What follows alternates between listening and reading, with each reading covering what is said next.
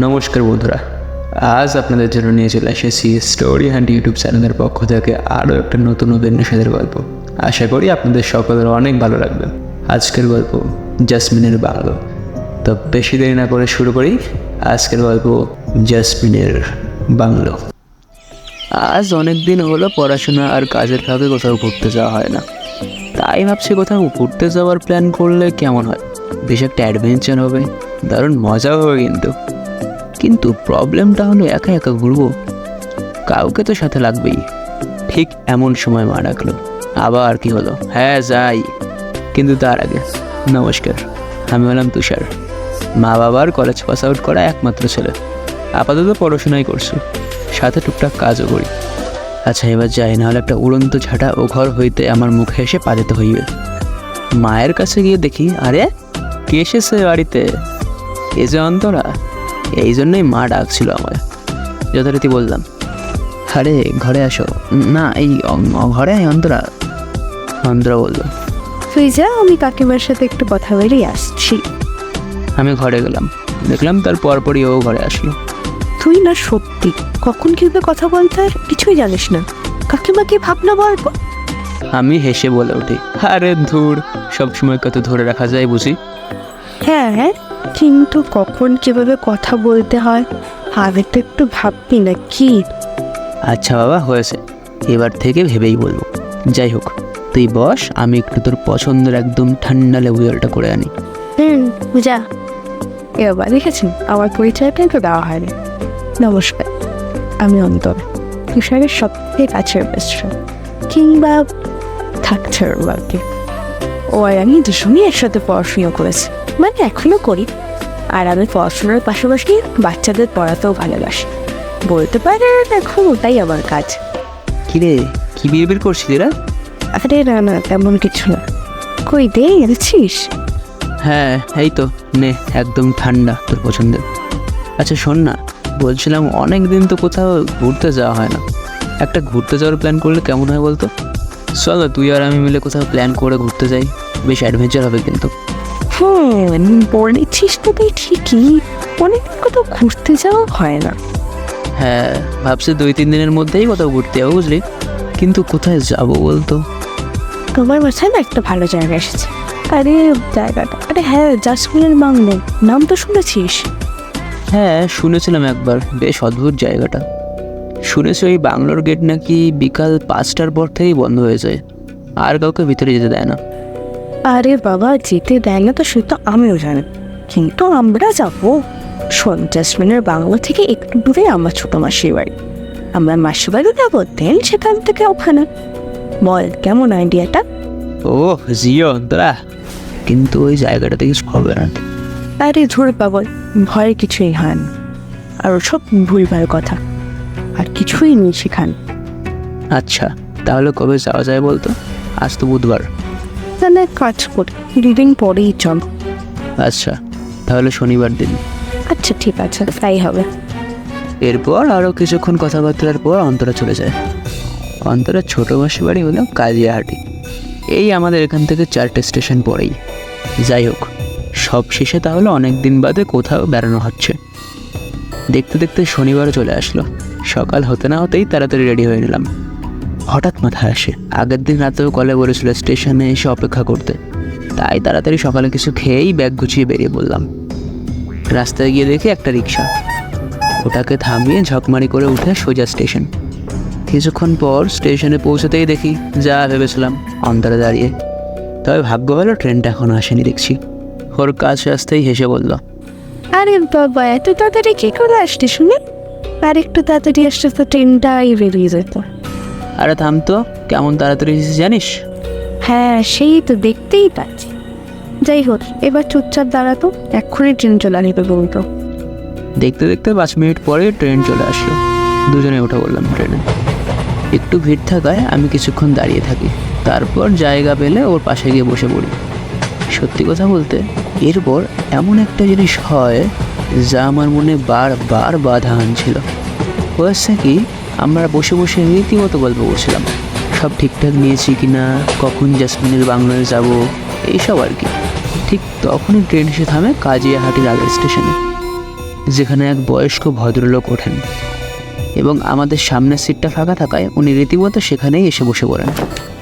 আর তারপরই আমাদের কথার মধ্যে থেকেই ভদ্রলোক শুনতে পান জাসমিনের বাংলার কথাটা। উনি হঠাৎ চোখ দুটো বেজায় বড় করে আমাদের দিকে চেয়ে বললেন, তোমরা কোথায় যাবে বললে? এভাবে হঠাৎ একজন অচেনা ভদ্রলোক কিছু জিজ্ঞাসা করায় দুজনেই একটু থমকে গেলাম। আমি বললাম, এই তো কাজিয়াহাটিতে জাসমিনের বাংলায়। কেন? তোমরা ওখানে যেও না, ওই জায়গাটা ভালো নয়, ওখানে যেতে নেই। হঠাৎ অন্তরা বলে উঠল, কেন যাব না কেন? কত লোকই তো যায় জায়গাটা দেখতে। আর তাছাড়া বিকেল 5টার পর থেকে আর কাউকে ভিতরে ঢুকতে দেয় না। ভদ্রলোক একটু খামখেয়ালিপনার সাথেই বলে ওঠেন, কখনো ভেবে দেখেছো কেন আর 5টার পর ভিতরে যেতে দেয় না? হ্যাঁ শুনেছি যে এটা ওখানে ঘোরার টাইম। ইতিমধ্যেই কাজিয়াহাটিতে ট্রেন এসে থামলো। আমার যে আরও কিছু কৌতূহল ছিল তার আর কিছুই হলো না। আমাদের দুজনকেই নেমে পড়তে হলো। ওর মাসির বাড়ি এখান থেকে হাঁটা পথ, ওই 10 মিনিট লাগে। তাই দুজনেই হাঁটতে লাগলাম। হঠাৎই অন্তরা বলে ওঠে, তুষার, ওই লোকটা এমন করে কেন বললো বলতো? আর এমন করে বলার কারণই বা কি আছে? না রে অন্তরা, আমি সেটা ভাবছি না। আমি ভাবছি লোকটা শেষে বাংলাতে বিকালের পর ভিতরে যেতে না দেওয়া নিয়ে কিছু তো একটা ট্রেনে বলছিল। মানে তুই ভাব, একটা অজানা লোক হঠাৎ করে এসে এমন কেন বললো বলতো? হ্যাঁ রে, আমিও না তাই ভাবছি। আমার না প্রচণ্ড কৌতূহল হচ্ছে, কেমন না ব্যাপারটা। আচ্ছা ছাড়, বয়স্ক লোক কী বলেছ। কিছুক্ষণ পরেই আমরা এসে পৌঁছাই অন্তরার ছোটো মাসি বাড়ি। এসে দেখি এখানে ওর মাসি, মেশো, অনিক মানে ওর মাসির ছেলে, সাথে অন্তরার দিদাও রয়েছে। তিনি 1 সপ্তাহ আগেই এখানে বেড়াতে এসেছিলেন। সকলে তো আমায় দেখে বেশ খুশি হয়েছিল। প্রথমবার এখানে এসেছি। আমরা দুজনেই প্রথমে বড়দের প্রণাম নিই।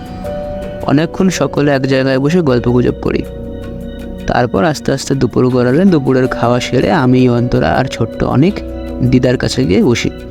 দিদার সাথে গল্প করতে করতে কোনো এক কথার ফাঁকে জাসমিনের বাংলার কথাটা ওঠে। আর ঠিক এরকম একটা সময় অন্তরা তার দিদাকে জিজ্ঞাসা করে ওঠে, আচ্ছা দিদা, এখানের এই জাসমিনের বাংলো এর ব্যাপারে কি তুমি কিছু শুনেছো কখনো? তুমি কি কিছু জানো বা? দিদা একটু মাথা নেড়ে ব্যাপারটা বললেন, আমরা দিদার কাছ থেকে জানি যে জাসমিনের বাংলার একটা ইতিহাস রয়েছে। আজকের এই জাসমিনের বাংলো নাকি বহু বছর আগে শাহী বাংলো নামে পরিচিত ছিল। কাজিয়াহাটির সব থেকে বড় কোনো এক উৎসব সেখানে হতো। প্রচুর সংখ্যক মানুষের আনাগোনা ছিল আগে সেখানে। আর এই শাহী বাংলোর মালিক ছিলেন আশুতোষ ভট্টাচার্য, তখনকার সময়ের বেশ নামি দামি লোক। দিদা আমাদের আরও বললেন, আশুতোষ ভট্টাচার্যের 2 ছেলে ছিল। একজনের নাম ছিল বিভীতোষ আর আরেকজন হলো জাসমিন। স্বভাবতই জাসমিন ছিল বড় ছেলে আর বাবার বিশ্বস্ত ও পছন্দের। তাই আশুতোষবাবু মারা যাওয়ার সময় শাহী বাংলোর প্রায় গোটা সম্পত্তির বেশিরভাগটাই দিয়েছিলেন জাসমিনকে। এরপর থেকেই শাহী বাংলোটা জাসমিনের হয়, কিছুমাত্র অংশ বিভীতোষ পায়। বাবা না থাকায় কিছুদিন পরই শাহী বাংলোর নাম বদলে হয় জাসমিনের বাংলো।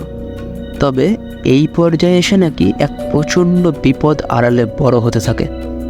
বিভীতোষ ক্রমেই দিনের পর দিন দাদার প্রতি রাগ ও ক্ষোভে ভরে ওঠে। তাই কোনো একদিন বাংলোর সকলে ভ্রমণে বেরোলে জাসমিনকে একা পেয়ে বিভীতোষ লোক ডেকে ছলে বলে কৌশলে বিকালের ঠিক পরপর জাসমিনকে মেরে ফেলে। তবে কেউ তখন আর জানতে পারে না কখনো যে জাসমিনকে কে হত্যা করেছিল। দিন যেতে যেতে পরে শোনা গিয়েছিল যে বিভীতোষও মারা যায়। তবে এখানে একটা ব্যাপার ছিল, বিভীতোষ যে কীভাবে মারা গিয়েছিল তা বেশ সন্দেহজনক। অর্থাৎ তার মৃত্যু কীভাবে হয়েছিল তা আজও অজানা। ব্যাস, এমন সব গল্প শুনতে শুনতে কখন যা রাত হয়ে গিয়েছিল বুঝতেও পারিনি আমরা ঘর থেকে বেরোচ্ছি এমন সময় অন্তরা বলে ওঠে, ভাবতো একবার, কি ভয়ানক ইতিহাস না রে? হ্যাঁ, যা শুনলাম তাই তো মনে হয়। সেদিন রাতে খাওয়া দাওয়ার পর্ব শেষ হলে সকলে তাড়াতাড়ি শুয়ে পড়ি। পরদিন হতে না হতেই আমি আর অন্তরা একেবারে প্রস্তুত আমাদের নির্দিষ্ট জায়গায় যাওয়ার জন্য, জাসমিনের বাংলো। যথারীতি দুজনেই বেরিয়ে পড়লাম। ওদিকে মাসি বাড়ি থেকে বলে দিয়েছে বিকালের আগে বাড়ি ফিরতে। যাই হোক, অন্তরা কোনোভাবে একটা অটোরিকশা দাঁড় করালো। ব্যাস, দুজনেই চেপে বসি। খুব গেলে 15 মিনিট। তারপরে আমরা পৌঁছে যাই বাংলোর একেবারে সামনে। হঠাৎ অন্তরা বলে ওঠে, দেখেছিস কত লোক, কিসের ভয় এখানে? কত সুন্দর একটা পোড়া বাংলো। চনা তুষার এবার ভিতরে যাই। আমরা দুজনেই ভিতরে যাই, সাথে আরও অনেক দর্শনার্থীরাও রয়েছে। আমরা উপরে নিচে সব জায়গা বেশ ভালো করে দেখছিলাম। তুষার, দেখেছিস আমরা যখন বাংলোর গেট দিয়ে ঢুকছিলাম তখন জাসমিনের ব্যাপারে দেয়ালে লেখা ছিল? আমি বললাম, হ্যাঁ রে, দেখেছিলাম। বাড়ির দেওয়াল, সিঁড়ি, নানা আসবাবপত্র দেখে বেশ বোঝা যাচ্ছিল বাংলোর অবস্থা বেশ করুণ, অনেক বছর পুরনো। অন্তরা হঠাৎ বলে ওঠে, আরে ওই দিকটা বেশ দেখার মতন জিনিস রয়েছে মনে হচ্ছে। আয় তো দেখি কি আছে, এত লোক কেন ওখানে? আমরা দুজনেই সেই ঘরটার দিকে যাই। গিয়ে দেখি দেওয়ালে সেই ইতিহাসে এক টুকরো লেখা রয়েছে। বুঝলাম এটাই সেই ঘর যে ঘরে জাসমিনের মৃতদেহ পাওয়া গিয়েছিল। এদিক সেদিক এমনই সারাদিন ঘোরাঘুরি করতে করতে খেয়াল হলো বেশ বিকাল হয়ে গেছে, 4:45 বাজে। আমরা দেখছি এবার অনেক লোকজন কমে এসেছে, একটু পরেই গেট বন্ধ হয়ে যাবে। অন্তরাকে বললাম, কিরে এবার বেরোবি? অন্তরা হেসে বলে, আরে দাঁড়া তো, ঘুরে কি বেরিয়ে যাবো বলে এসেছি? চুপচাপ দুজনকে কিছুক্ষণের জন্য ঢুকিয়ে পড়তে হবে। গার্ড চেক করার সময় কাউকে না দেখতে পেয়ে ঠিকই চলে যাবে। ওর কথা মতো তাই হলো। এত বড় বাংলায় হাজারো লুকানোর জায়গা, দুজনেই লুকিয়ে পড়ি। গার্ড কাউকে দেখতে না পেয়ে বাংলার গেট বন্ধ করে চলে যায়। ব্যাস, সব চুপ, কেমন যেন গা ছমছমে পরিবেশ। আমি ওকে বলে উঠি, কিরে জায়গাটা দেখেছিস? একেবারে কেমন নিস্তব্ধ। তুই পাগল নাকি? তোর বিশাল বড় একটা বাংলাদেশ তো আমরাই রয়েছে, নিস্তব্ধ হবে না তো আর কি হবে? অন্তরা, আমার কিন্তু বেশ ভয় লাগছে। আরে বাবা, ভয় পাস না, আর আমরা তো একটু পরে পাঁচিল টপকে বেরিয়ে যাবে। এত সাহস কি করে আসছে বলতো তোর? আরে ছাড় তো এই সমস্ত, চল না একটু ঘুরে দেখি। আমরা কিছুক্ষণ বাড়িটাতে ঘুরু করছিলাম। হঠাৎ অন্তরের চিৎকার। আমি ছুটে গেলাম সেদিকে। কী হয়েছে, কী হয়েছে? এমন চিৎকার করলি কেন? ও বলে ওঠে, তুষার, তুষার আমাদের এখান থেকে বেরোতেই হবে। আমি তো ওই ঘরটাতে কাউকে তো দেখেছি। কি বলছিস? কি সত্যি? ভুল দেখিসনি তো? আরে বাবা না, তুই কেন বুঝতে পারছিস না? আমি জানো তোমরা মিথ্যা কথা বলতে যাত। খেয়াল করে দেখলাম, সত্যিই তো ওই ঘরটাতে আলো জ্বলছে, যেন কেউ প্রদীপ জ্বালিয়েছে। আর ওই আলোতেই দেখা যাচ্ছে কারোর এক ছায়ামূর্তি দরজা দিয়ে যেন আমাদের দিকেই আসছে। আমি অন্তরকে বললাম, কিচ্ছু ঠিক নেই, পালা অন্তরা পালা। আমি আর অন্তরা এক ছুট লাগাবো এমন সময় আমাদের গা হাত পা যেন আমাদের নিয়ন্ত্রণেই নেই, আমরা যেন চাইলেও লড়তে পারছি না। হঠাৎ অন্তরা বলে উঠল, তুষার, ওটা ওটা কি আমাদের দিকে আসছে কেন? সত্যিই ওটা ক্রমে আমাদের দিকে আসছিল। একেবারে কাছে এসে আমরা যা দেখি তাতে আমাদের ভয়ে আধমরা হয়ে যাওয়া অবস্থা। অন্তরার গলা দিয়ে যেন খড়ি বেরোচ্ছে না, আমারও তাই। আমরা দেখি এক রাজকীয় বেশে একটি জীর্ণশীর্ণ দেহ, শরীরের সারা জায়গা দিয়ে রক্ত পড়ছে। গলার কাছটা দেখে মনে হচ্ছে যেন কেউ প্রচণ্ড ধারালো কোনো অস্ত্র দিয়ে প্রহার করেছে। ওটা বলে ওঠে, তোমরা এখানে কেন এসেছো? তোমাদের ভয় করে না? হঠাৎ অন্তরা বলে ওঠে, তুমি তুমি কে? কেন এসেছো আমাদের কাছে? কি চাই তোমার? ওটা আবারও বলে উঠল, আমার বাংলো এসে আমাকেই ধমক দিয়ে বলছো আমি কে? আমি হলাম জাসমিন। আমি আর অন্তরে যেন আকাশ থেকে পড়লাম। তা কি করে সম্ভব? দুজনেই দুজনের দিকে তাকিয়ে রয়েছি। ওটা আবার বলে, খুব সাহস তাই না? আজ থেকে বহু বছর আগে আমি যেভাবে মারা গিয়েছিলাম, আজ তোমাদের সেভাবে মরতে হবে। ভয়ে যেন আমরা কাঠ হয়ে গেছি, প্রচণ্ড ভয়ে। মানে কি হচ্ছে এসব? অন্তরা বলে ওঠে, তুষার, আর আমার কিছু ভালো লাগছে না, জয় পাগলাই। কিন্তু পালাবোটাই বা কি করে? সে উপায়ও যে নেই। ঠিক তখনই দেখি অন্তরা জ্ঞান হারিয়ে মাটিতে পড়ে যায়। এবার আমার চিন্তা যেন আরও বেড়ে যায়। প্রচণ্ড উদ্যম আর সাহসিকতার সাথে আমি জিজ্ঞাসা করি, দাঁড়াও জাসমিন, দেবীতোষকে কে মেরেছিল?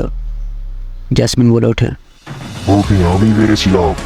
ওকে অকারণে কষ্ট দিয়ে মেরেছি, তাই আমি ওকে মারি। আমি আর আজ তোমাদেরও মরতে হবে। ঠিক এমন সময় অনেক লোকজনের শব্দ গেট থেকে কানে এলো। বেঁচে ফেরার যেন এক রাশ আশা পেলাম। পিছন থেকে নিচের গেটের দিকে তাকিয়ে দেখি অন্তরার মিশো ও সাথে অনেক লোক গেট খুলে ভিতরে আসছে আমাদের উদ্ধার করতে। বোধহয় আমরা ফিরিনি দেখেই। এবার সামনে তাকিয়ে দেখি জ্যাসমিনের সেই ভয়ঙ্কর দেহ কোথায় যেন উদাহ হয়ে গেছে। আজ হয়তো জীবনের বেঁচে ফেরার আনন্দটা মনে রাখার মতো। একটু পরে পরিস্থিতি একদম স্বাভাবিক। আমি আবার নড়াচড়া করতে পারছি। এদিকে অন্তরা মাটিতে লুটিয়ে ব্যাগ থেকে জলের বোতলটা বার করে ওর মুখে জলের ছ্যাট দিতেই আস্তে আস্তে ওর জ্ঞান ফিরল। ও বলে উঠল, আমার ঠিক হয়েছিল, আমরা ঠিক আছি তো? আমি বললাম, হ্যাঁ রে, আমরা একদম ঠিক আছি। আর ওই দেখ মিশরাও এসে গেছে। বাড়ি চল, তারপর তোকে বলছি সব। তো বন্ধুরা, এই ছিল আজকের গল্প জ্যাসমিনের বাংলা। একটু নতুনত্ব, একটু অন্যরকম। যাই হোক, কেমন লাগলো আপনাদের অবশ্যই জানাতে বলবেন না আমাদের কমেন্ট সেকশনে। সাথে ভিডিওটি ভালো লাগলে বন্ধুদের ও পরিবারকে অবশ্যই শেয়ার করবেন এবং পাশে থাকা সাবস্ক্রাইব বাটনে ক্লিক করে বেল আইকন থেকে অল নোটিফিকেশনটি সেট করে দিন। আর সঙ্গে থাকুন, শুনতে থাকুন স্টোরি হ্যান্ড ইউটিউব চ্যানেল।